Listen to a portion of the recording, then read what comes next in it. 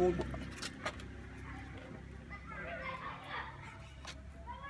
vừa đang lên chúng mà lên chúng muối bên lên chúng muối nhóc lên miếng mong cái lê này này cho ta lê lê mong cái xí trái bay vận động ấy lê này